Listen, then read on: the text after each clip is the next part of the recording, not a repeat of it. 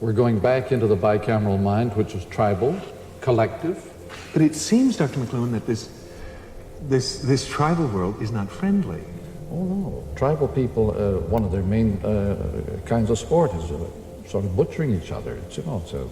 But I had some ideas. We got global and tribal. We were going to become. The closer you get together, the more you like each other. Yeah. There's no evidence of that in any situation that we've ever heard of. That when people get close together, they get more and more savagely impatient with each other. Well, why is that? Because of the nature of man, or his tolerance is tested in those narrow circumstances very much. Village people aren't that much in love with each other.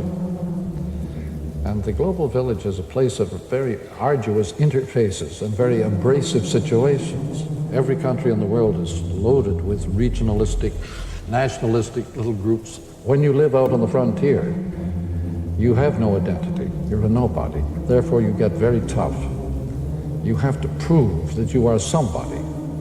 And so you become very violent. And so identity is always accompanied by violence. Ordinary people find the need for violence as they lose their identities. So it's only the threat to people's identity that makes them violence. Terrorists, hijackers, these are people minus identity. They are determined to make it somehow, to get coverage, to get noticed. And all this is somehow an effect of the electronic age? Oh no, but people in all times have been this way. Mm-hmm. But in our time, when things happen very quickly, there's very little time to adjust to new situations at the speed of light.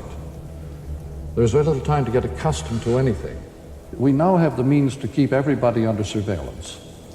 No matter what part of the world they're in, we can put them under surveillance. It has become one of the main occupations of mankind, just watching other people and keeping a record of their goings-on. And invading privacy. Invading privacy, in fact, just ignoring it. Everybody has become porous. By the way, one of the big marks of the loss of identity is nostalgia. And so revivals on all hands in every phase of life today. Revivals of clothing, of dances, of music, of shows, of everything. We live by the revival. It tells us who we are or were. Just as you get a certain immunity from booze by literacy. The literate man can carry his liquor, the tribal man cannot. However, literacy also makes us very accessible to ideas and propaganda. The literate man is the natural sucker for propaganda. You cannot propagandize a native. You can sell him rum and trinkets, but you cannot sell him ideas. Therefore, propaganda is our Achilles heel. It's our weak point. We will buy anything if it's got a good hard sell tied to it.